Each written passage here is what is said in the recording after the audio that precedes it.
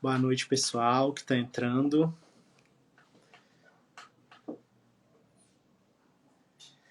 Nós tivemos um probleminha técnico aqui e o professor Adinaldo já vai estar conosco em breve. Nós vamos convidá-lo assim que ele logar com o perfil do grupo TO Geronto.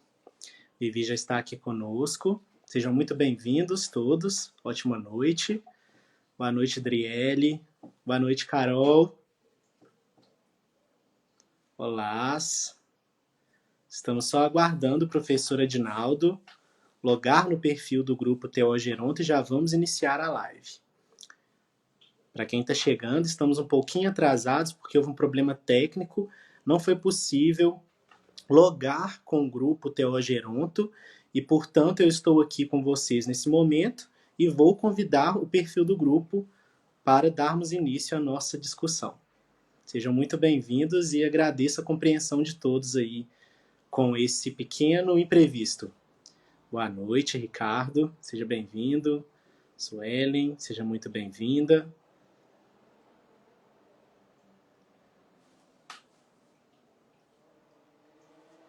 Betina, seja bem-vinda. Boa noite, Aline. Seja muito bem-vinda.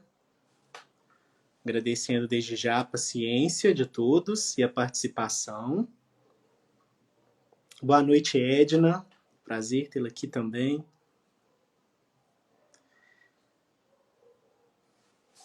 Estamos só aguardando agora o grupo TO Geronto, que teve esse pequeno imprevisto. Eu vou iniciando um pouco a nossa temática, só para contextualizar um pouco todos vocês. Nós vamos falar um pouco do uso do tempo na velhice, a importância.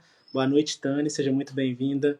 A importância desse uso e o que isso significa de fato, porque nós pensamos às vezes, é uma coisa tão simples, uma coisa pequena, e na verdade não é assim, uma coisa que significa muito e que tem amplo alcance na vida de todos nós. A gente vai falar da importância de pesquisar sobre o uso do tempo e, além de tudo, saber também como aplicar isso da melhor forma com os clientes que procuram a ajuda da terapia ocupacional. Olá, Débora, seja muito bem-vinda. Darlene, seja muito bem-vinda. Obrigado pela presença.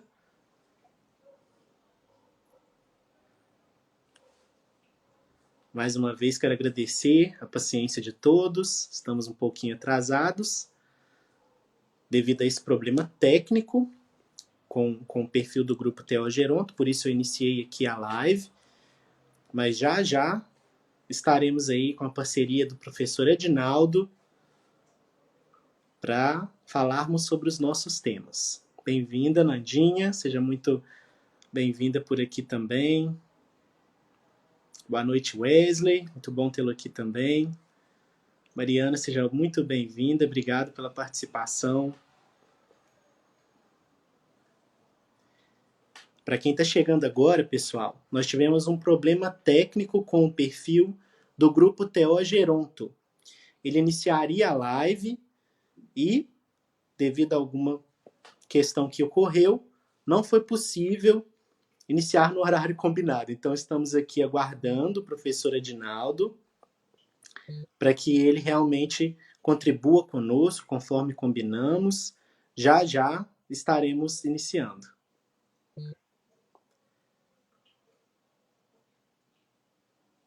Bem-vinda, Renata, bem-vinda a todos.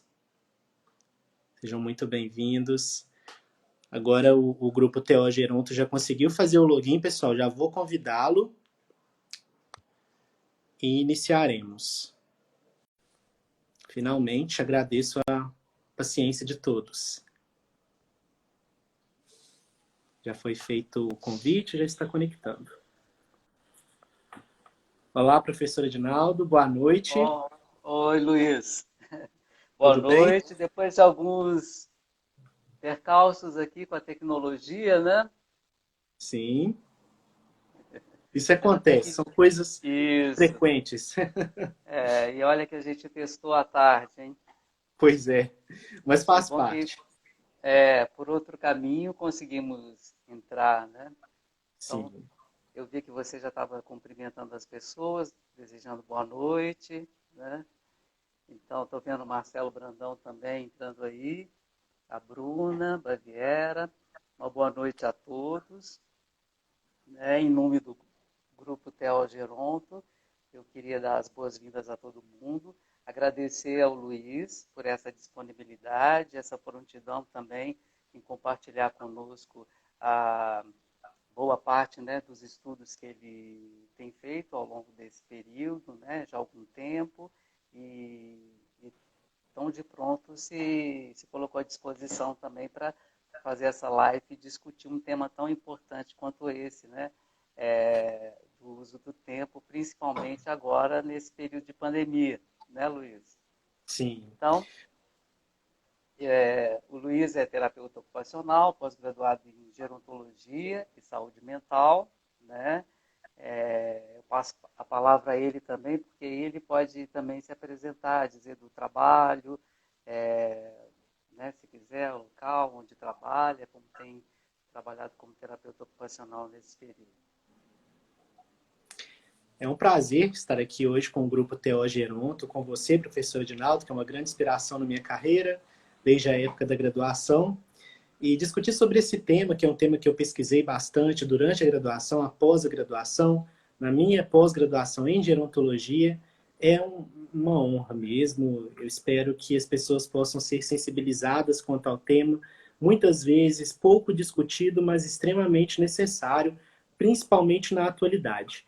Em relação a mim, hoje eu trabalho na cidade de Juiz de Fora, em Minas Gerais, trabalho no serviço privado, muito embora tenha uma ampla experiência no serviço público. Então, hoje eu tenho foco na clínica, nesse tipo de serviço, e também trabalho como professor em pós-graduações aqui na cidade. Eu espero contribuir no sentido de sensibilizar as pessoas, mas também abrir caminhos relacionados a conceitos práticos e conceitos de atitude também. Porque há muito estigma acerca de um tema que envolve a pessoa idosa no geral, e esse especificamente precisa ser muito bem trabalhado para ter aí uma possibilidade melhor de alcance. Uhum. Obrigado, Luiz. Imagina. E a gente vive esse período, né, de pandemia, né, então eu vejo que esse tema é muito pertinente a gente comentar e discutir, você poder contribuir com as nossas reflexões hoje, né, e abrir também um pouco o nosso pensamento a respeito dessa questão do uso do tempo, principalmente porque esse período a gente sofreu uma mudança significativa nessa questão do uso do tempo, né?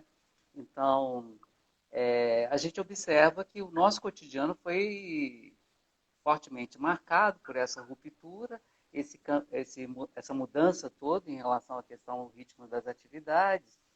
E eu queria saber assim, se você tem percebido que com tal magnitude isso tem acontecido também com as pessoas idosas, no cotidiano das pessoas idosas? O que você tem observado assim, nesse sentido? Edinaldo, de certo, isso tem afetado muitas pessoas idosas, até de uma forma mais severa do que pessoas mais jovens, que têm mais acesso a situações amplas de cuidado, de saúde. E a pesquisa de uso do tempo, ela vai ser uma grande aliada para a gente direcionar ações de promoção de saúde, de prevenção também de doenças crônicas, porque a pesquisa do uso de tempo considera muito o estilo de vida, considera muito atividade com propósito, que é justamente o nosso domínio principal na terapia ocupacional. E, além de tudo isso, considera a heterogeneidade da atividade humana e na pessoa idosa. Porque é muito comum ter um conceito social onde a gente vê o ponto de ser pessoa idosa e querer alguma atividade específica. Parece que há uma compreensão ampla de que a pessoa idosa gosta de um tipo específico de atividade, é aquilo, mas não é dessa forma. A pessoa idosa é uma pessoa que pode ter um background cultural completamente da outra e também passa por faixas etárias completamente diferentes. Dessa forma, isso deve ser muito respeitado e o uso de tempo deve refletir isso. Todas as pesquisas que abrangem esse tema, portanto, nos indicam com clareza essa necessidade. O que casa muito bem com os conceitos que a gente preza na terapia ocupacional. É, e é muito interessante você falar dessa questão da amplitude, né, da velhice, né, e como às vezes tudo isso é um pouco massificado, porque as velhices são muitas, né? Então o idoso de 65 é diferente do idoso de 75, de 85, de 90, os centenários, né? E cada período dessa vida lidando com questões também existenciais, que vão trazer uma repercussão aí grande também para as escolhas das atividades, né? Priorizar as atividades significativas, aquilo que tem sentido, como você disse. E nesse campo, né, de tratar o idoso de uma forma geral, assim, um pouco massificada, que a gente observa, você acha que a mídia, o Estado tem um papel assim nessa forma de tratar todo mundo no que tange a questão das atividades, assim, todo mundo como se fosse o idoso fosse a velhice fosse homogênea, né? Que, que contribuição assim um terapeuta ocupacional pode dar para essas peculiaridades assim da velhice ao longo do tempo? Nós vemos que a mídia, por vezes, ela denota um uso muito generalista de atividades para pessoas idosas, que acaba suprimindo potencialidades. Isso porque a gente pensa naquele ponto. Ah, a pessoa idosa gosta disso aqui, vamos fazer isso aqui. Então, isso acaba sendo muito automático, isso acompanha muito uma configuração atual de consumo instantâneo na sociedade. Hoje a tecnologia nos provê esse tipo de acesso. É agora, eu tenho aqui, eu clico aqui. As crianças já vêm enfrentando problemas dessa forma, onde elas têm tudo muito pronto para um acesso rápido e naquele mesmo momento. Então, da mesma forma, acompanhando essa característica e tendência social, para as pessoas idosas resta muito essa imposição de, para idoso é isso aqui que a gente vai fazer e acabou ali. Então a pessoa perde um pouco quem ela própria é. Às vezes você chega num grupo, num local, numa praça mesmo e vê as pessoas interagindo numa atividade. Ah, o que é isso que você está fazendo? Ah, a professora mandou fazer. Eu nem sei o que é direito. Então, a subjetividade é muito perdida nisso tudo. E quando a gente pensa no tempo, a gente tem que ver que o tempo produz subjetividade também. Mais uma vez, se alinhando aí aos propósitos da terapia ocupacional. Eu vejo que, como terapeutas ocupacionais, nós devemos pensar muito nas origens da nossa profissão para que ela seja muito bem respeitada. A gente já surgiu como profissão inicialmente visando prover um cuidado que o medicamento, a medicina não oferecia. Então a gente já veio ocupar esse lugar de forma bem interessante com profissões irmãs que nasceram juntamente, para que a gente pudesse considerar o sujeito na sua integralidade, não reduzi-lo ao problema e não ter essa tensão positivista demais. Ou seja, para esse problema é essa solução. Nós não atuamos dessa forma. Nós consideramos a totalidade do ser humano. E esse ano, Adinaldo, a AOTA, a Associação Americana de Terapia Ocupacional, que fundou a profissão em si, como às vezes as pessoas até não sabem, ela lançou a nova versão da estrutura da prática da terapia ocupacional.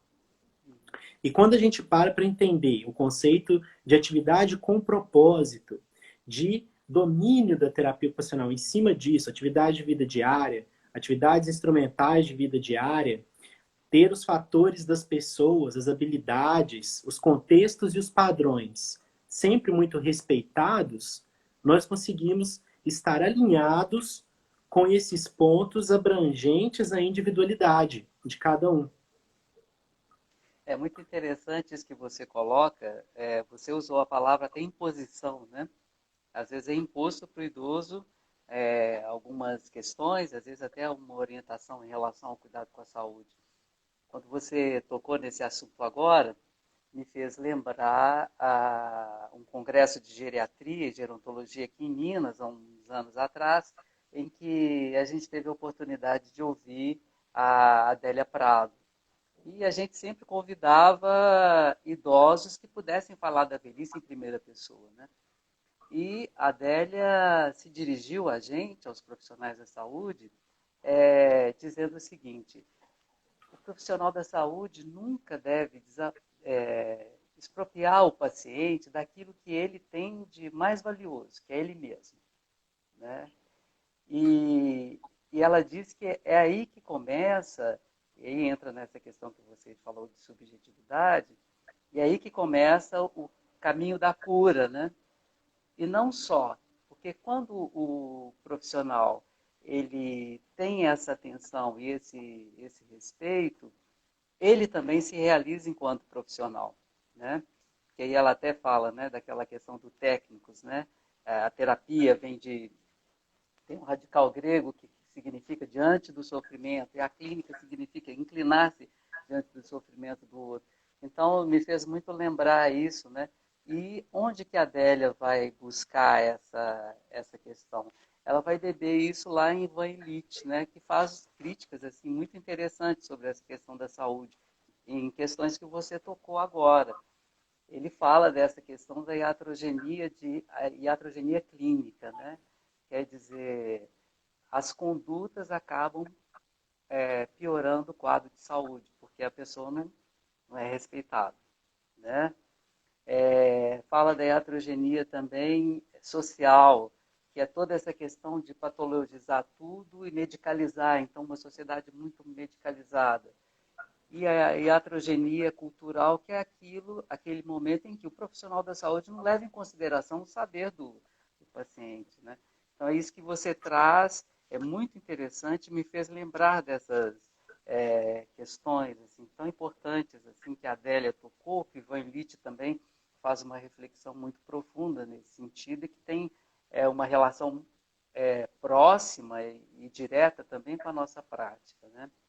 A gente falou de atividade, de questão do uso do tempo, e nessa questão do uso do tempo, o que para você, como você vê essa questão do que representa o lazer para as pessoas idosas? O lazer hoje, considerando o dia a dia da pessoa idosa, representa em torno de 30% desse uso de tempo para a pessoa. Então, o restante é representado por atividades básicas de vida diária, cuidados em geral com outras pessoas e descanso, e o sono também. Quando a gente vê esse dado, a gente pode pensar que bacana, ter bastante tempo dedicado ao lazer. Mas esse tempo de lazer é muito vinculado ao lazer passivo, a um lazer empobrecido, muito relacionado à ociosidade, ou seja, um tempo que não é utilizado de fato. A pessoa não faz nada com ele. Até fora um pouco dos seus papéis de costume, Uhum. ela se pensa vendo num espelho, o que é isso? O que eu vou fazer agora? Vou ficar à toa. Ou relacionado a ver televisão. Então, embora a atividade possa ser interessante, muitas vezes vai trazer algo que não é produtivo, especialmente hoje, com uma característica tão pesada e negativa do que a gente vive socialmente, reforçando a ideia de solidão, a ideia de isolamento. Porque, de É, fato, quando a gente para pensar, a gente está numa sociedade muito dividida atualmente, politicamente falando, de diversas fontes, há muita divisão. Isso entristece as pessoas. Eu já tive uma cliente no passado, me lembro, ela estava vendo uma novela, estava adorando, e ela chegou para mim e falou assim: eu chorei tanto ontem à noite porque eu vi aquela cena e os netos destrataram a avó, isso me deixou tão mal. uhum, uhum. Então, tem que ser uma atividade muito controlada e às vezes direcionada para algo mais produtivo. Ah, é. Você falando dessa questão de como o idoso é tocado pelo contexto, por toda essa ebulição que a gente está vivendo, eu acho muito interessante, porque eu tenho contato com um paciente que militou muito nos anos 70, foi preso político e tal, e depois acabou militando muito na questão do meio ambiente, na questão da educação, e, e percebo como que para ele é um sofrimento, né? Ver aquilo que a gente observa hoje com as questões das queimadas, a relação com o meio ambiente, né? E isso sem dizer daquela relação que nossos pacientes têm, que os idosos têm com a questão da fake news, né? gente já até comentou isso em outros momentos e tudo. Mas é interessante isso que você toca, essa questão do lazer passivo, né? Porque está ali diante da televisão, às vezes passivamente, mas é o tempo todo afetado por isso, né? É muito interessante isso. Outro dia eu assisti uma live da professora Lília Bernardo, do Instituto Federal do Rio de Janeiro, e ela falava um pouco sobre o uso do tempo, né? Não sei se você viu essa live Eu não tive a que ela falou. oportunidade de assistir. É uma live que ela falou na SBGG do Rio.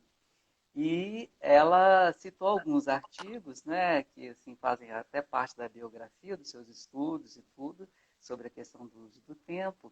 Mas ela trouxe uma questão nova que eu achei muito interessante, pensei que talvez fosse também positivo trazer aqui na live, que ela começou uma pesquisa sobre como que mudou o tempo, o uso do tempo para os idosos agora na pandemia, né?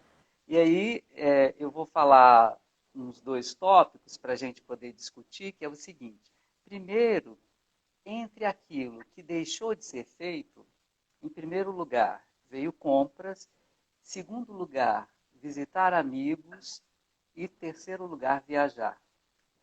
Por que eu lembrei disso? Porque a gente está falando de lazer, né? Então, tirando compras, os dois em seguida visitar amigos e viajar. São aquelas atividades que foram mais sentidas e que deixaram de fazer durante a pandemia. E depois, aquilo que passou a fazer mais é o celular. Jogos no celular e no computador, né? E uma questão interessante também, que a gente entende, por essa questão da pandemia, que foi ler a Bíblia e materiais religiosos, né? E essa busca da espiritualidade aí, né? Talvez por essa questão toda, assim, do medo de contaminação, luto de pessoas próximas, um sentido, né? Transcender o próprio sofrimento que a gente vive no cotidiano da pandemia e tal. Mas, assim, o que você... Não sei se você quer comentar um pouco, né? Esses lazeres aí que foram muito sentidos terem sido abandonados, né? Visitar amigos e viajar. Pois é, o lazer ele tem essa característica lúdica, essa característica de aprendizagem e de compartilhamento. Então, ele casa muito bem com a necessidade de socializar na velhice, justamente para suprir essa necessidade humana básica de saúde, de integridade, trocas, apoio. Então, hoje isso está muito prejudicado, o que não significa que não tem como fazer. Os meios para a gente fazer isso estão muito vinculados ao contexto da geração atual de pessoas idosas. E assim a gente consegue ver muita potência nessa atenção. Como que ocorre isso? As pessoas idosas, quando a gente tem que entender inicialmente que elas precisam de ter uma inclusão respeitada, nós vamos trabalhar também uma inclusão digital das pessoas idosas, porque dessa forma a gente faz, aí também relacionando ao tempo, com que elas participem de algo que não é característico da própria geração, mas é da de agora, e portanto elas se sentem mais qualificadas para fazer qualquer coisa, mais preparadas para lidar com as adversidades. Elas veem que elas superam aquele obstáculo, porque geralmente vão pensar, de uma forma bem geral, eu não tenho nada a ver com isso, não é para mim não é da minha época não. E aí a gente consegue trazer uma participação maior para a atividade em geral. Ao mesmo tempo que a gente tem que ter um olhar para o mercado de trabalho. O mercado de trabalho tem que acolher a pessoa idosa, porque a pessoa idosa que fica hoje mais em casa, principalmente por conta não só da pandemia, mas da aposentadoria, ela se vê sem papéis para exercer, principalmente o homem. Isso falando da geração atual de pessoas idosas, que foi constituída aí por uma juventude onde o homem trabalhava e a mulher ficava em casa. Então, ao envelhecer, o que acontece? A mulher permanece com aqueles papéis de costume, cuidadora da família, da casa, e o homem se pega despreparado para lidar com a própria rotina. Então, o uso do tempo fica muito desqualificado, muito ligado à ociosidade, que a gente já comentou, e dessa forma as coisas não conseguem fluir. A gente até conversou outro dia, né, um pouco informalmente, sobre essa questão do idoso, né? Eu digo assim, o velho, o masculino, né? A, como é que é difícil essa questão dos cuidados da saúde, né? Então tem sempre uma mulher por trás, né? Uma filha, uma esposa, uma nora dando suporte, estimulando, né? Por essa questão da própria história de vida, né? Essa falta de cuidado com a própria saúde, como ver o cuidado da saúde, como ver a velhice, como o trabalho ocupava a vida dessa pessoa, né? E não ver possibilidades no lazer, né? Eu queria que você falasse um pouco mais também sobre essa questão, né? Desse caráter curativo, estimulante, individual que o lazer pode ter para o idoso. O lazer está muito ligado a essas trocas. Então, para a gente prover isso hoje, a estratégia são as telechamadas. Esse contato que acontece à distância. A partir de uma inclusão digital que foi feita antes, ou pode ser feita agora sim, por meio de atenção profissional e diversas outras formas, com orientação do cuidador, por exemplo, da pessoa, a gente mantém uma participação dentro dessas trocas. Ainda é possível crescer, se divertir, rir. As pessoas gostam muito. Tem uma cliente minha atual, ela comentou comigo outro dia. Nossa, meu irmão não me ligava tinha tanto tempo. Aí ele me ligou de vídeo outro dia, eu fiquei tão surpresa. Eu não sabia nem pegar naquilo, mas rapidinho eu aprendi. Porque a saudade é tanta e é o jeito agora de matar a saudade. Então, isso diz muito dessa disposição dessas pessoas que querem realmente trazer um novo olhar para o próprio fazer, que querem realmente desafiar o uso de tempo. Qualitativamente falando, tem muitas pesquisas que demonstram que as pessoas idosas consideram essencial o uso de tempo para si própria. Então, para elas, elas veem que isso importa muito e que isso deve É, ser organizado, estruturado. você falando nessa questão das videochamadas, inclusive tem até uma pesquisa que foi feita recentemente, agora no período de pandemia, que fala justamente isso, né, que o dispositivo mais utilizado pelos idosos foram as videochamadas. E, e ela estava intimamente ligada a essa questão dos vínculos com amigos e colegas, né? E o quanto isso melhorava o sentimento de pertencimento, dividir angústias desse período, né? Trocar informações, né? E para algumas pessoas até passar o tempo, né? Porque substituía o encontro, né? Com a pessoa, ou no Pilates, ou na igreja, pelas videochamadas, né? Então, é muito importante, né? Luiz, e como que você vê a prática clínica assim, da intervenção da terapia ocupacional com as pessoas idosas? Eu vejo muito além da clínica, porque a nossa intervenção está ligada a todos os contextos, desde aí da promoção de saúde, prevenindo doenças. Isso, igual é muito falado hoje, está ligado aí desde sempre. Nós estamos envelhecendo desde sempre.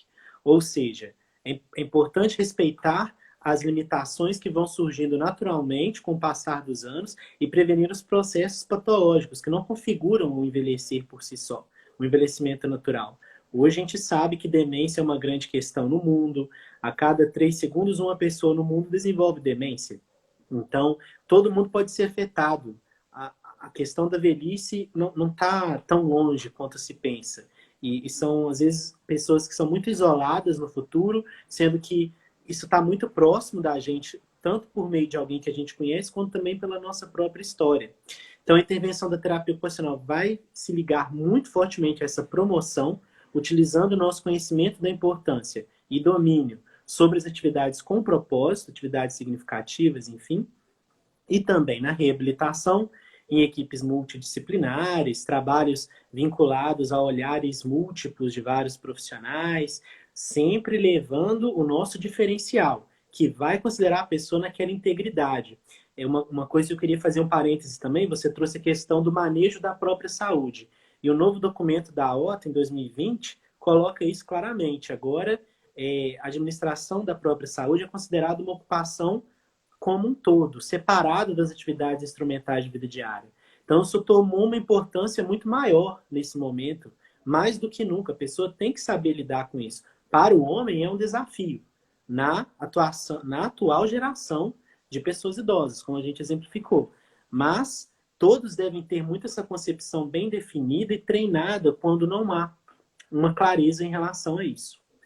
E falando ainda da intervenção da terapia ocupacional, também estamos muito ligados aí à atenção nos cuidados paliativos, que as pessoas geralmente têm uma resistência em conversar sobre, porque envolve muito o fato de lidar com a morte e oferecer qualidade naqueles dias finais da morte.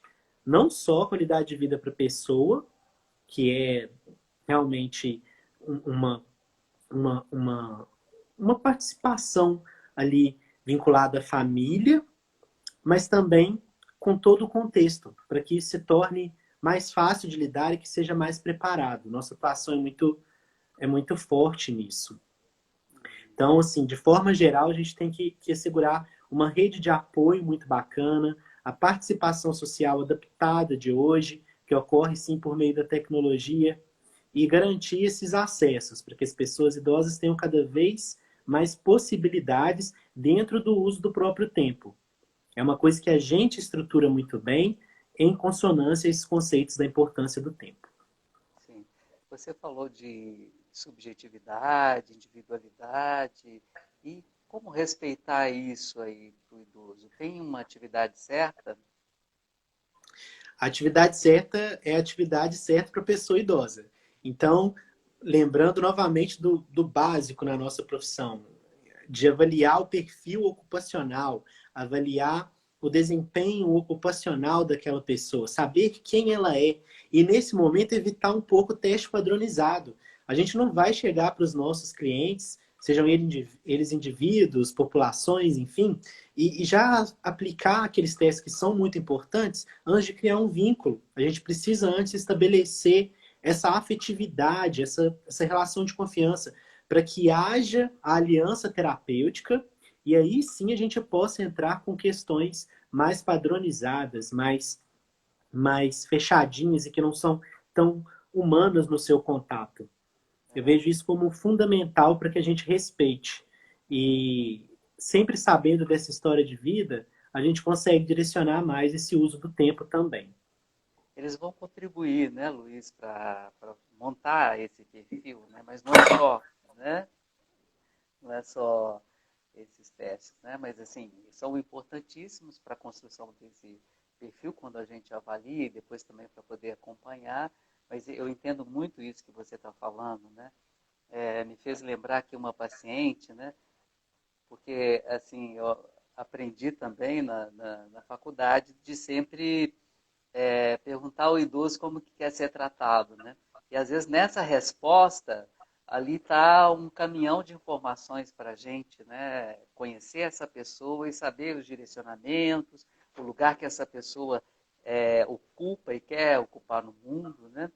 Eu lembro de uma paciente que era médica e professora universitária, né? E ao perguntar para ela, como que a senhora gostaria de ser tratada? Ela falou, professora fulana.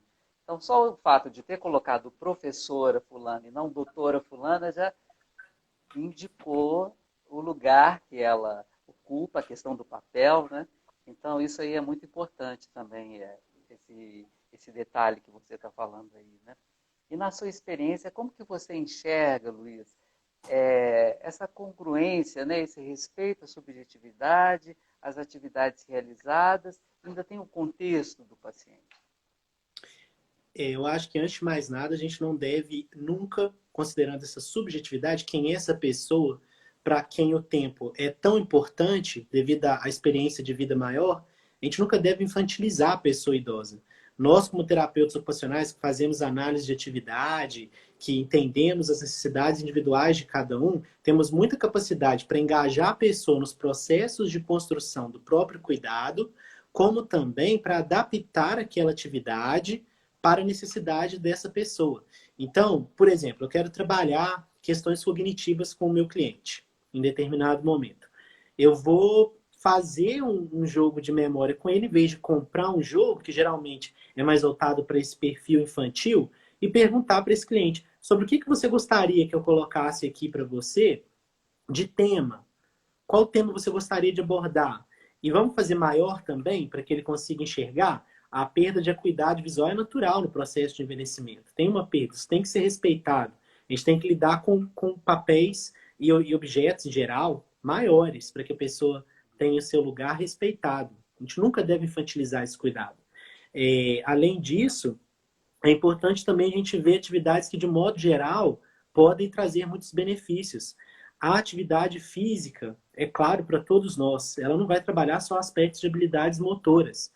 Vai trazer muitos ganhos ali nos pontos psicoemocionais, nos pontos do processamento sensorial.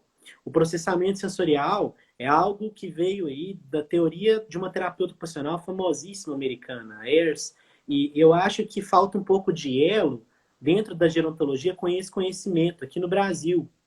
É, é uma coisa muito específica do nosso domínio e, ao mesmo tempo, as pessoas às vezes costumam reservar isso para o cuidado da criança, porque a terapia de integração sensorial acontece mais voltada para esse público, embora as pesquisas já venham mostrando uma efetividade para outras pessoas, outras faixas etárias. Mas, enfim, quando pensamos aí nos sentidos propostos por Ayers, né, a propriocepção, o sistema vestibular e agora a interocepção, nós temos que saber adequar isso também no cuidado da pessoa idosa, para valorizar isso por meio de estimulações sensoriais concomitantes que vão causar respostas adaptativas na nossa visão ali com o cliente. Isso tem que ser muito privilegiado e estudos assim têm surgido mais internacionalmente. Muito embora no Brasil ainda se fala pouco disso. O conhecimento da integração sensorial, que é muito vinculado à questão da ocupação em si, deve ser mais amplificado. Tem uma terapeuta ocupacional americana, a Tina Champagne, ela colocou muito conceito de modelação sensorial para adolescentes e adultos. Ainda tem pouco estudo sobre isso na pessoa idosa, mas quando a gente vê a necessidade assim, de utilizar um estímulo que organiza, que atende aquele perfil sensorial que somos nós, terapeutas ocupacionais, que saberemos também analisar de uma forma completa a partir dos nossos estudos continuados e formações. Então, eu acho que isso fica fantástico. Isso traz um olhar muito único que a pessoa idosa gosta de contribuir dentro disso também. Ah, que legal, você valorizou uma coisa que eu literalmente sinto.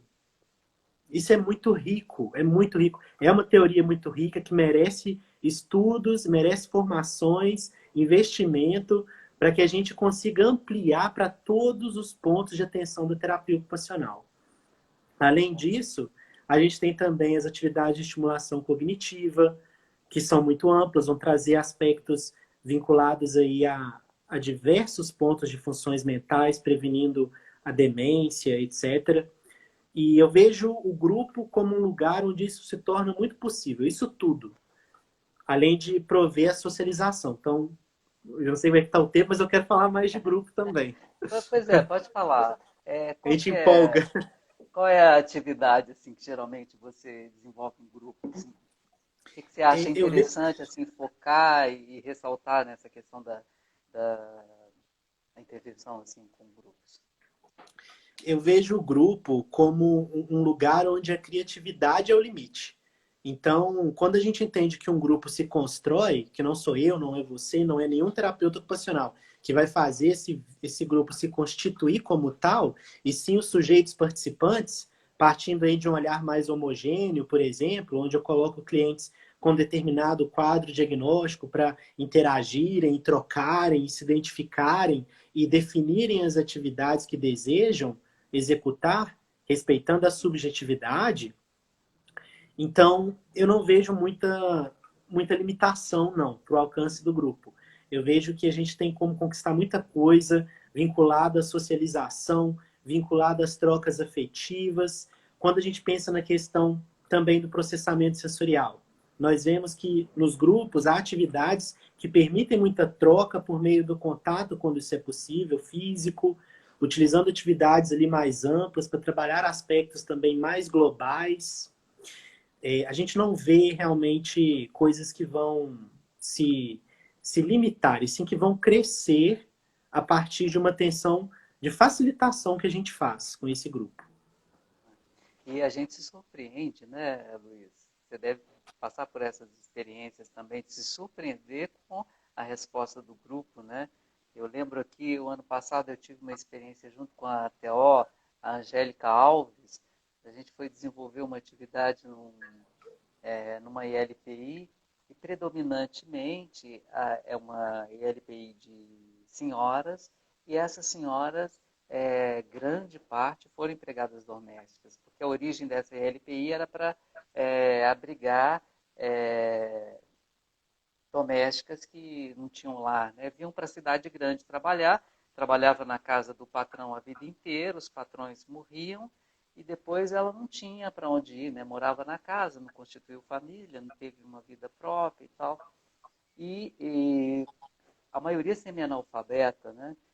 E foi impressionante porque a Maria Angélica Alves desenvolveu uma roda de conversa e tal, e assim eu fiquei realmente impressionado com a participação e a interação dessas idosas, né?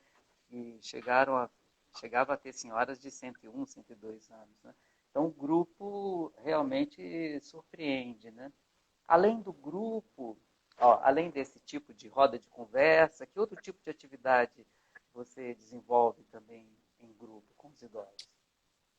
Ao longo aí da minha prática, eu vejo que a dança é uma atividade que, além de promover um pouco de incentivo para aquelas pessoas mais sedentárias, ela deixa o grupo mais alinhado consigo mesmo.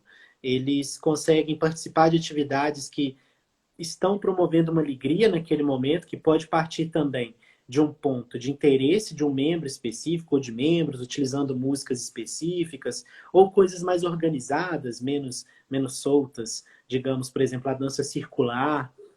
E a minha experiência com isso, por exemplo, em serviço público é muito boa, porque você vê chegando uma pessoa muito fechada, muito tímida, e aí a gente faz uma atividade assim, ela começa a se soltar mais, ela começa a se expressar, e ao longo do tempo as pessoas falam, nossa, desde que a gente começou a fazer isso toda semana, a gente costuma ter uma vantagem assim contra a dor, diminuíram as minhas dores, e isso é uma coisa muito legal de ouvir das pessoas. A dança envolve tudo, então tem estimulação sensorial muito forte, o processamento sensorial é muito privilegiado, e hoje, no contexto online, a gente também consegue fazer isso, promovendo ali alguma coisa vinculada ao conceito lúdico, respeitando escolhas das pessoas participantes, fazendo com que cada um se movimente como quiser, se vejam, as pessoas podem ter essa troca mesmo que à distância. Então a gente tem que sempre contar com a nossa criatividade, voltando para a base da terapia ocupacional, fazendo análise de atividade para adaptar,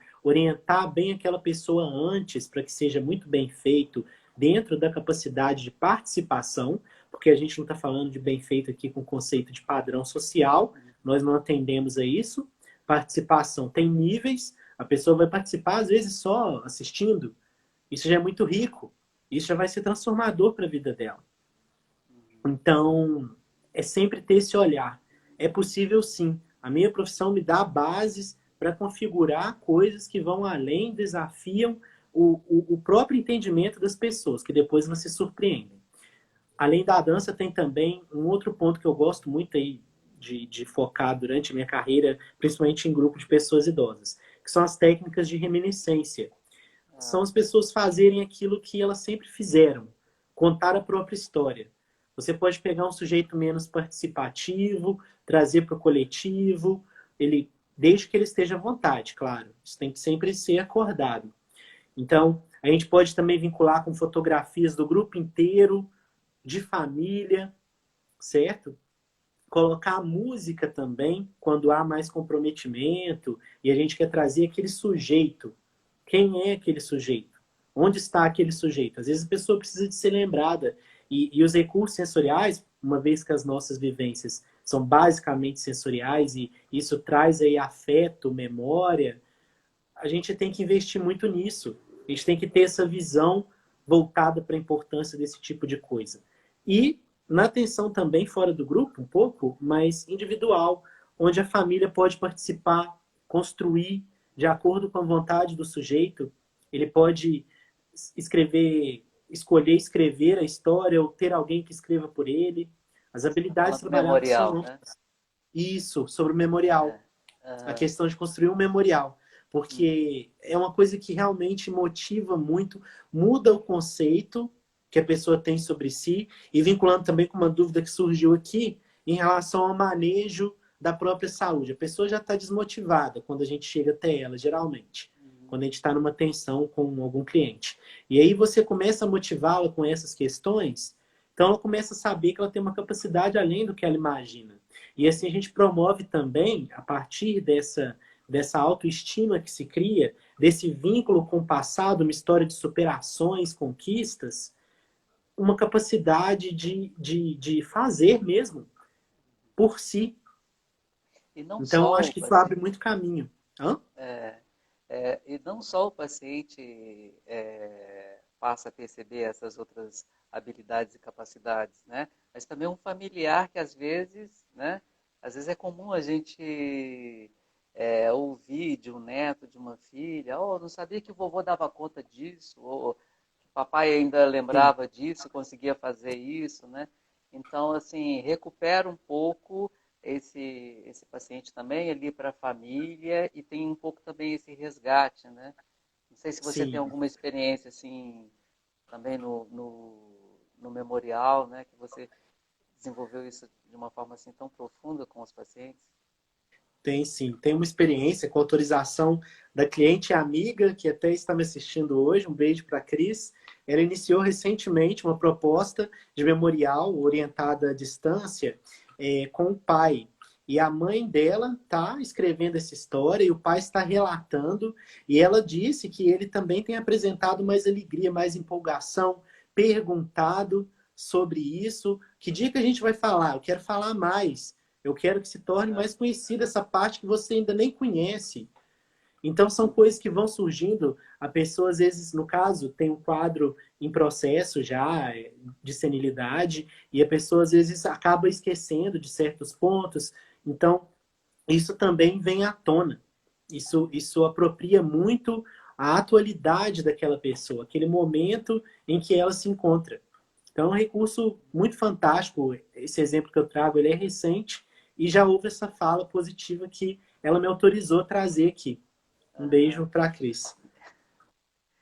Quando você toca nesse assunto, né, de memorial, de resgate, tudo, né, eu sempre lembro também, desculpa citar novamente a Adélia Prado, mas é uma frase que me toca profundamente, eu já falei várias vezes, é aquela que ela diz, né, dizendo em relação às pessoas idosas, nós estamos cercados de pessoas que estão pedindo para existir.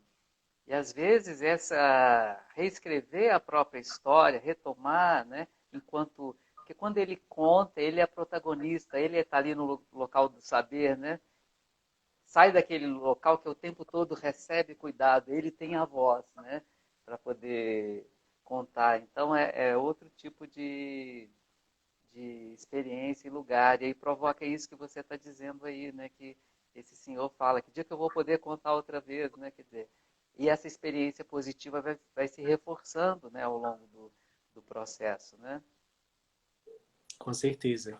São coisas assim muito amplas. As possibilitações, por exemplo, do memorial para estabelecer um vínculo, a princípio, com o cliente, são muito bons passos nesse sentido, porque você consegue quebrar um gelo. Eu quero saber da sua história, você pode me contar? Vamos fazer uma construção em cima disso? Vamos trazer sua família? E aí a pessoa de repente já vai convidar um amigo para participar. Hoje eu trouxe um amigo, ele pode participar da sessão?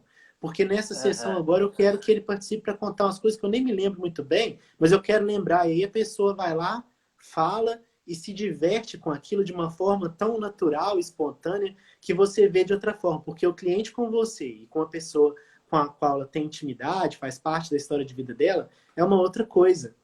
E isso é muito enriquecedor, é muito bacana. Muito. Eu vejo também início de processo demencial tem uma validade grande para fazer essa estimulação É, cognitiva. e vai ser um material que poderá ser usado em uma Fica, fase mais avante, né? fica Porque como algo da pessoa. é, você me fala, você comentando isso agora, eu lembro de um paciente que ele produziu muito textos autobiográficos nas fases iniciais e depois é, ele retomava esses textos, né? Ainda conseguia ler tudo, retomava esses textos, e aí lia como se nada fosse, né? Aí chegava uma certa altura e ele falava assim, ah, mas isso aconteceu comigo também. E continuava lendo. E em certo ponto ele se identificava com aquilo que estava lendo. Também porque estava tudo datado e assinado por ele, né? Uai, mas esse aqui sou eu, né? E se reconhecia no texto. Então é interessante enquanto construção de um material também que ele vai poder usufruir mais à frente, né? Sem dizer do benefício que isso é para a família, né? Sim, é imensurável e de fato tem muita aplicação, é muito amplo dentro de contextos diversos. A gente pode trazer aí revistas antigas, é, jornais da época da pessoa e de repente, nossa, você trouxe isso para mim, eu nem imaginava. E aí É, você já constrói ali um elo com aquela pessoa para poder trabalhar. Porque essa é uma armadilha que a gente não deve cair, Edinaldo. Eu tenho certeza que você concorda comigo, como terapeuta ocupacional. Porque a gente tem muito domínio, a gente estuda muito, mas a gente tem que ir com calma com aquele sujeito. É igual você colocou aqui previamente. Não adianta impor nada para uma população que já se sente tão desmerecida, desvalorizada, de uma forma ampla e natural. E sim, a gente tem que reconquistar na própria pessoa aqueles sentimentos de valia em é. si. Ah, você falou de revista, eu lembrei de uma experiência que eu fiz com a revista O Cruzeiro. Eu tenho algumas revistas O Cruzeiro da década de 50 e com uma paciente que estava deprimida, assim, difícil estabelecer o contato e tudo. A, o contato se abriu e o vínculo começou a se estabelecer através da revista O Cruzeiro, quando ela identificou na publicidade o creme Pondes. O rosto dela se iluminou quando viu o creme Pondes. Eu falei, gente, eu não sabia que, que uma publicidade de creme tinha tanto poder assim, né? Mas como que isso estava ligado à memória, à revista, toda a questão que depois emergiu, né? De Sim. cuidado de si e de uma história de vida também, que, né? Realmente é muito interessante isso. Luiz, acabou que você que começou a live, né? E, então eu Foi. também não tenho controle do tempo, mas aí você fica de olho aí. Mas eu acho Pois assim é. que você já poderia, talvez, e levantando alguns pontos assim que pela sua experiência, também pelos seus aprofundamentos, assim, você acha que são pontos assim simples e importantes a gente considerar nesse trabalho que a gente tem com os idosos? Assim, o que que você ressaltaria para a gente que, enquanto terapeuta ocupacional, assiste os idosos nessa fase da vida? Eu vejo que, basicamente, o respeito à subjetividade da pessoa, muito vinculado ao uso do tempo, que denuncia essa heterogeneidade desse uso, e aos domínios da nossa profissão, eles são fundamentais. Então, a gente tem que ter primeiro a segurança de que a gente tem repertório para atender as mais diversas demandas, em diversos contextos, até numa rede de atenção ou menos contato com os profissionais. E aquele sujeito deve ser respeitado por quem ele é. A gente deve entender o que ele necessita e não já ter aquele olhar viciado e pensar, ah, é um quadro diagnóstico X, então vou fazer Y. Isso a gente deve evitar sempre. Isso deve ser essencialmente respeitado para que a prática da terapia ocupacional aconteça de uma forma adequada e para que o uso de tempo seja bem direcionado também. Além disso, a gente tem que ver que o vínculo que a gente vai criar com o nosso cliente, ele vai direcionar o interesse nas atividades que a gente vai propor. Então, chama mais uma vez a atenção para a necessidade de começar com uma entrevista mais informal, conhecer um pouco aquela pessoa, atingir aquele cuidador também, para que tudo que a gente trabalhe seja refletido e a sua carga não seja tão pesada, porque geralmente é. E isso a gente tem que lutar também para combater. A gente tem um olhar diferenciado dentro desse contexto também. De uma forma ampla, a gente tem que expandir esse repertório e a socialização permite muito isso, deixa a gente entender que as trocas vão potencializar saberes, vão possibilitar alcances de novidades, e isso hoje pode sim e acontece à distância, por meio não só da teleconsulta, teleconsultoria, mas do telemonitoramento. Porque, às vezes, aquela pessoa que não está tão engajada, que não gosta de tecnologia, a gente começa a fazer um contato aqui, ali, envolver o cuidador. Então, a gente possibilita coisas para aquela realidade. A gente tem que se embasar muito bem e lutar por isso. Uhum. E em relação a essa questão do uso do tempo, que foi um pouco pano de fundo aqui da nossa discussão, o que que você diria para o terapeuta ocupacional observar e intervir no idoso e também orientar os cuidadores em relação ao uso do tempo? Esse uso do tempo deve estar muito relacionado não só à história, à subjetividade, mas aos interesses atuais que vão surgindo. Então, combater esse lazer passivo, a ociosidade, respeitar as vontades, por exemplo. Uma pessoa que quer produzir, a gente não chegou a citar na live, mas tem o ponto da geração de renda, que cria uma autonomia em relação à família e em relação à sociedade. E isso geralmente é muito estimulado por meio de um grupo. Porque a pessoa pode falar, eu nunca gostei disso, eu nunca fiz isso, mas aí algum membro de um grupo demonstra uma habilidade, hoje eu vou ensinar isso para vocês. Um grupo, às vezes, vai acontecer como uma oficina, como uma convivência, ou um grupo de atividades mesmo, característico da terapia ocupacional. Então, a gente consegue ampliar essas possibilidades, e os cuidadores têm que entenderem isso, que é importante a gente combater a ociosidade, diminuir esse lazer empobrecido e enriquecê-lo com coisas que constituem aquele sujeito e o respeitam. Porque a pessoa idosa quer ser respeitada, não importa a faixa etária. Porque se ela chegou aos 60, ela já vai se auto-intitular como uma pessoa inútil, no geral, por conta da visão social. Isso tem que ser muito E combatido e com a ajuda do cuidador. é, ajudar o cuidador a entender que quem é o centro do cuidado é o idoso, né? Então, assim, Exato. o canal da TV, né, o horário disso, tal escolha de atividade de lazer, né? Essas questões assim Sim. são importantes. É, e mais um ponto também, eu espero que dê tempo de falar, que eu não estou conseguindo acompanhar quanto que falta aqui não. Aham. Mas eu queria colocar sobre a questão de necessidade de adaptação, Sim, compensação em atividades. Entender também aquela possibilidade de função do cliente para que a gente possa gerar participação. E assim não privar uma pessoa num grupo. Nas ILPs isso é muito importante, porque o grupo costuma ser mais diversificado. Então a gente vai ter pessoas em cadeiras de rodas, pessoas que não vão poder, por exemplo, num conceito social padronizado, dançar. Agora eu estou vendo aham. que a gente tem 2 minutos, professor. Apareceu Sim, aqui. Então já estamos finalizando, mas eu acho que eu consegui abranger o que é mais fundamental. Espero que tenha ficado é, claro. é. Mas assim, eu vou deixar para você finalizar com alguma palavra final. Antes, eu gostaria de agradecer a você, né, por essa disponibilidade, por essa prontidão em compartilhar com a gente seus estudos e sua experiência tão prontamente, né, com o grupo de Geronto TO, e agradecer também a você pelo convite de estar aqui hoje, né, conversando com você sobre o tema. Agradeço a você e a Viviane, né? E aí deixo agora para você concluir com aquilo que você pensa que é super importante alertar para a gente, ou ressaltar, evidenciar naquilo que a gente conversou. Eu quero agradecer novamente a possibilidade de estar aqui, agradecer a parceria com o professor Edinaldo, a paciência de todos também, parabenizar a Vivi pela iniciativa do Grupo TO Geronto, dar esse apoio aos terapeutas ocupacionais e fortalecer a categoria. Agradecer também novamente a todos que participaram e me colocar à disposição de todos. Eu acho que as questões realmente foram abrangendo aí a necessidade de valorizar esse tempo e não ver o tempo como algo que não importa, mas sim que deve sempre ser muito bem respeitado. A gente não tem mais muito tempo, então já vou encerrando por aqui.